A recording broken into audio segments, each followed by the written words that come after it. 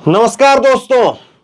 TV में, अखबारों में बीजेपी की महिमा मंडन की खबरें दिख रही हैं, लेकिन कोई आपको यह नहीं बता रहा है कि किस तरह से झगड़ा हो रहा है, और झगड़ा भी कुर्सी का ऐसा कि कहीं बीजेपी में दो फाड़ तो ना हो जाए। और यह खबर निकल करके सामने आ रही है मध्य प्रदेश से।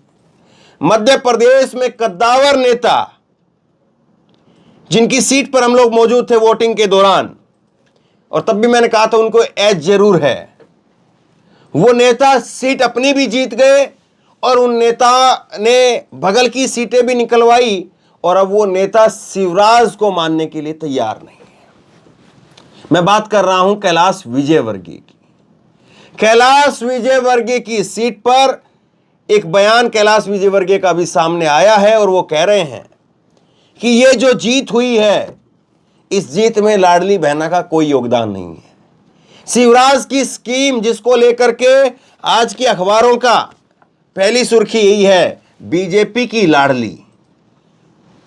लेकिन इस लाडली को मानने के लिए कैलाश विजयवर्गीय तैयार नहीं है। और कैलाश विजयवर्गीय कह रहे हैं कि यहां पर अगर लाडली थी और लाडली की वजह से जीते हैं, तो छत्तीसगढ़ में किसकी वजह से जीते हैं, राजस्थान में किसकी वजह से जीते हैं।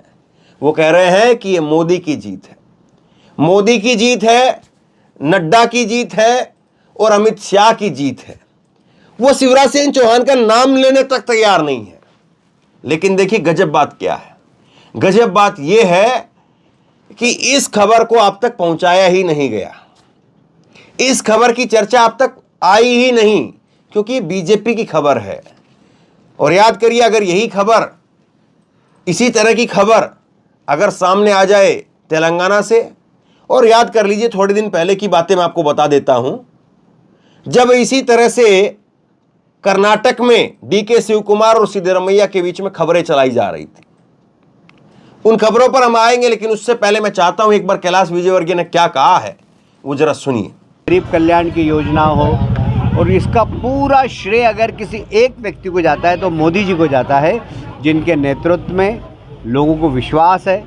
और मध्य प्रदेश, राजस्थान, छत्तीसगढ़ में जो बड़ी जीत हमको मिली है, उसका श्रेय मोदी जी का नेतृत्व, अमित शाह जी की रणनीति, नड्डा जी की संगठन क्षमता, इन तीनों को ही मैं देना चाहूँगा और तीनों को बधाई। तो ये कुर्सी का झगड़ा है साहब, और ये कुर्सी का झगड़ा क्या क्या नहीं करवा देता है। कुर्सी के झगड़े की वजह से आपको ये भी ध्यान रखना चाहिए कि कांग्रेस की सरकार चली गई, सिंधिया इसी कुर्सी के झगड़े में चले गए। अब सिंधिया को कुर्सी नसीब होगी कि नहीं वो तो मालूम नहीं, हालांकि चांस लगते नहीं है, क्योंकि यहाँ पर पहले ही एक अनार 100 बीमार वाली कहानी चल रही है। यहाँ पर सब जो है वो पेट फुलाए फुलाए बैठे हैं कि हम भी बीमार हैं, हमें भी अनार चाहिए। और ये अनार मिलेगा किसको? ये अनार जो है काट करके थोड़े थोड़े तो बांट नहीं सकते हैं, ये तो कुर्सी का अनार है, ये तो एक को आदमी को ही मिलेगा। और डिप्टी सीएम कोई बनना नहीं चाहेगा कि चलिए एक सीएम बना देते हैं और 5 डिप्टी सीएम बना देते हैं, उधर भी डिप्टी सीएम, इधर भी डिप्टी सीएम, उधर भी डिप्टी सीएम। वो काम कोई तैयार नहीं होगा उसके लिए। तो अब ऐसे में रास्ता निकलेगा कैसे, सवाल ये है। और कैलाश विजयवर्गीय को आप देखेंगे तो कैलाश विजयवर्गीय वो नेता हैं जो शुरुआत से ही ताल ठोकते रहे हैं। उनके एक नहीं, मैं आपको कई बयान मैं आपको सुनाऊंगा, और उन बयानों को देख करके साफ हो जाएगा कि साहब यहां तो मामला पूरा गर्म है। और ये जब मामला गर्म है, और गर्म मामले में हथौड़े पर चोट जब मारी जाती है, हथौड़े से चोट जब मारी जाती तो आकार बदल जाता है। तो ये आकार सरकार का बदलेगा या सरकार का आकार बरकरार रहेगा? ये सरकार की जो परिधि है वो शिवराज के इर्द गिर्द ही घूमती रहेगी, या इस बार इंदौर की तरफ रुख है और इंदौर में सत्ता की चाबी, सत्ता की कुर्सी वो पहुंचेगी? सवाल ये भी है। मैं आपको कुछ खबरें दिखाता हूं। ये खबर आप देखिए, एनबीटी की खबर है। शिवराज कह रहे हैं कि मेरा मन ही नहीं है, मैं विधायक बनने के लिए थोड़ी ना आया हूं यहां पर। ये वो कह रहे हैं कि मैं विधायक बनने के लिए नहीं आया हूं। गजब बात है साहब, आपको विधायक बनाने के लिए ही तो टिकट दी गई है, लेकिन वो मानने के लिए तैयार है। दूसरी खबर भी देख लीजिए अमर उजाला की, इसमें भी यही लिखा है। ये एबीपी न्यूज़ की खबर है, एनबीटी और एबीपी न्यूज़, इसमें भी यही लिखा है कि सीएम की दावेदारी वो पेश कर रहे हैं और मंच से इस बात को कह रहे हैं। सुनिए जरा एक बार।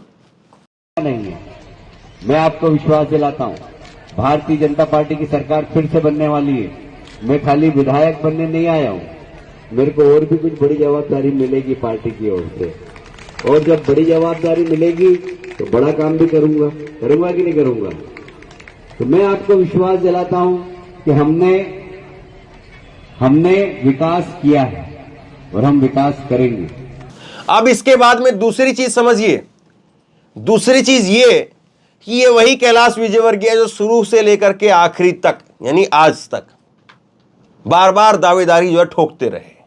और शुरुआत में तो जब इनकी टिकट हुई तब इन्होंने कह दिया था, मैं गणेश जी की तरफ, मंदिर की तरफ हाथ करके कह रहा हूं, अपन का जी नहीं है, अपन तो बड़े नेता हो गए। अब अपन तो सोच रहे थे कि अब रैलियों में घूमेंगे, अपन तो सोच रहे थे कि अब 2-4 रैलियां करेंगे हेलीकॉप्टर में घूम करके, और अपन को यहां पर छोड़ दिया गया। अपन अब बड़े नेता हो गए हैं, अपन गणेश जी की तरफ हाथ करके कह रहे थे। ये बयान भी सुनिए। पर अंदर से खुश नहीं, सच कह रहा हूं, इसलिए कि मेरी लड़ने की इच्छा ही नहीं थी, एकदम 1% भी इच्छा नहीं थी। एक माइंडसेट होता है ना लड़ने का, अपने को तो जाना भाषण, अब बड़े नेता हो गए, अब हाथ जोड़ने का जाते तो भाषण देना और निकल जाना, भाषण देना और निकल जाना, ये सोचा था हमने तो प्लान ये बनाया था कि रोज 8 सभा करनी है, 5 हेलीकॉप्टर से और 3 कार से, इस प्रकार रोज 8 सभा करनी है इस पूरे चुनाव में। और ये सब प्लान भी बन गया था, पर आप जो सोचते वो होता क्या, भगवान की जो इच्छा होती वही होता है। तो भगवान की ऐसी इच्छा थी कि मैं चुनाव लड़ूं, एक बार फिर से जनता के बीच में जाऊं, तो ईश्वर की इच्छा थी। तो मैं एक बार फिर से उम्मीदवार, मुझे अभी भी विश्वास नहीं हो रहा है कि मैं उम्मीदवार, सच कह रहा हूँ मैं, मेरे को लग ही नहीं रहा है कि मुझे टिकट मिल गया और मैं उम्मीदवार बन गया। पर अब ठीक है, भारत माता की, भारत माता की, भारत माता की।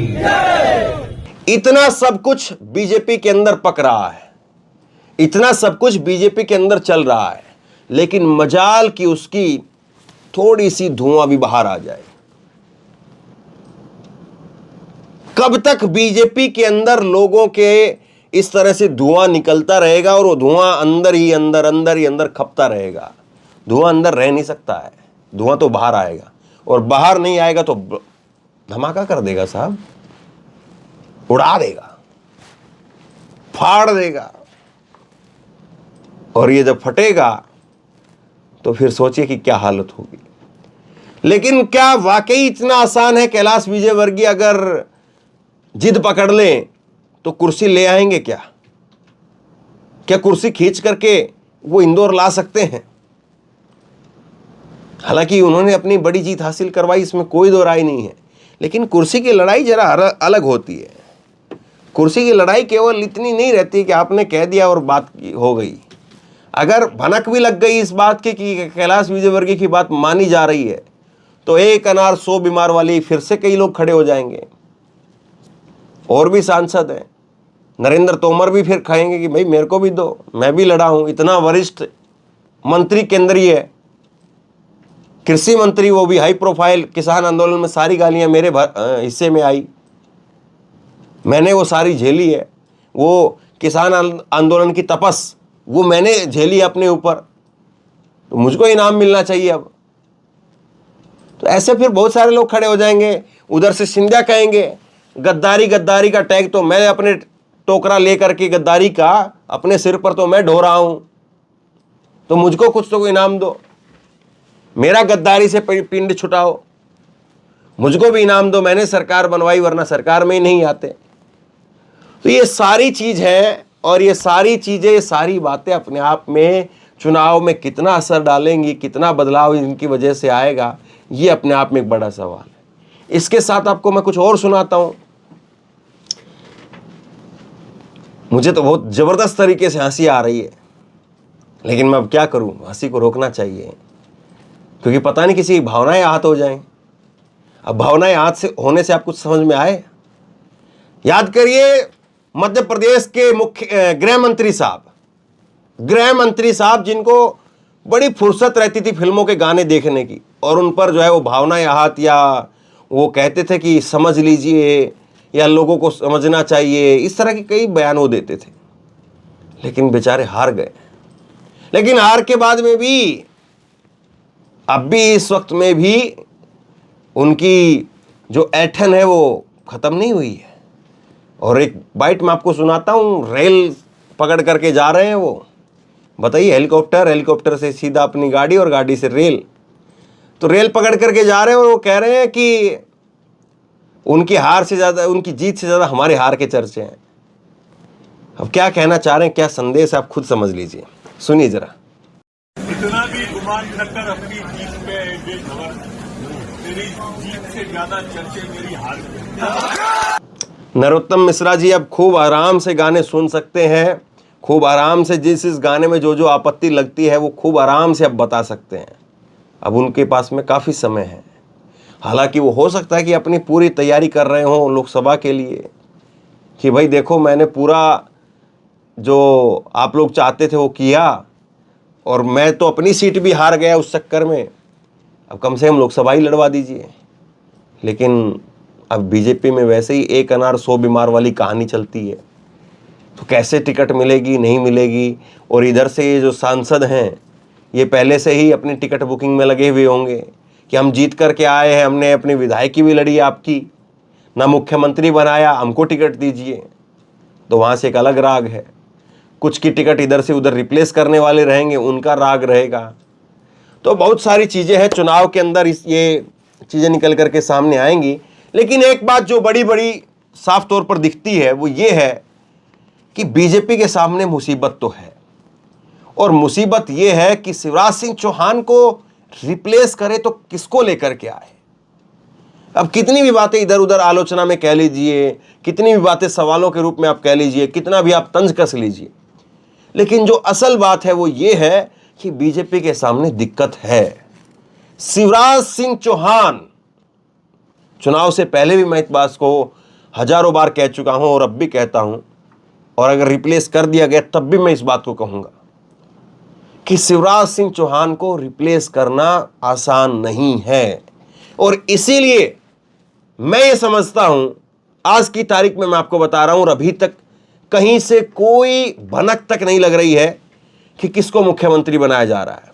लेकिन आज की तारीख, आप 4 तारीख आप नोट कर लीजिए, मुझे लगता है कि शिवराज सिंह चौहान को दोबारा से सीएम बनाया जाएगा, और उनको सीएम कम से कम तब तक तो जरूर रखा जाएगा जब तक 2024 के चुनाव खत्म नहीं हो जाए। 2024 के चुनाव के बाद में हो सकता है कि उनको दिसंबर में या सितंबर अक्टूबर के अंदर, अगस्त में, तब उनको जो है बदला जा सकता है, और किसी और को फिर 4.5 साल तक के लिए कुर्सी दे दी जाएगी। लेकिन अभी कम से कम जब तक लोकसभा के चुनाव खत्म नहीं हो जाते हैं, मई में 5वां महीना वो है, और 1 महीना ये 6 महीने, तो 7-8 महीने 10 महीने के लिए उनकी कुर्सी मुझे नहीं लगता कि खतरे में है। मैं कह सकता हूं कि रमन सिंह को बीजेपी बदल सकती है। वसुंधरा राजे के लिए भी मुझे चांस दिखाई नहीं देते हैं, क्योंकि मोदी के लिए सबसे पहले अगर कोई चीज जरूरी है तो वो उनकी सत्ता है, उनके लोकसभा में सांसदों की संख्या है, और उस पर वो नहीं चाहेंगे कि कोई आंच आए, उस पर कहीं से कोई गाज गिरे, कहीं से कोई उनके सांसदों का गणित बिगाड़े, ये बात वो नहीं चाहेंगे। और वसुंधरा और शिवराज 2 नाम ऐसे हैं, कम से कम इनके बारे में ये बात तो कही जा सकती है कि इनको बदलना, मुझे नहीं लगता कि अभी चुनाव से पहले बीजेपी इसका जोखिम लेना चाहेगी, क्योंकि अगर इनको बदला गया तो फिर बहुत कुछ और भी बदल सकता है। लेकिन ये खबर टीवी पर है ही नहीं, अखबारों में है ही नहीं, चर्चाओं में है ही नहीं, कहीं पर जिक्र ही नहीं है, क्योंकि खबर बीजेपी से जुड़ी हुई है। अगर कांग्रेस की खबर हो, कल को अगर रेवंत रेड्डी को लेकर के कोई एक आदमी सवाल खड़ा कर दे तो फिर देखिए कैसे हंगामा खड़ा होता है। और इसी तरह से कर्नाटक के अंदर डीके शिव कुमार और सिद्धरमैया के बीच में कुर्सी की फोटो लगा करके कितनी खबरें बनाई गई। तो बहरहाल आप बताइए इस कुर्सी के झगड़े को आप किस तरह से देखते हैं? बीजेपी संभाल लेगी या बीजेपी को ये झगड़ा भारी पड़ सकता है?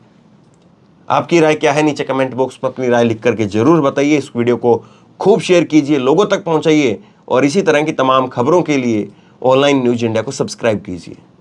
बहुत बहुत धन्यवाद।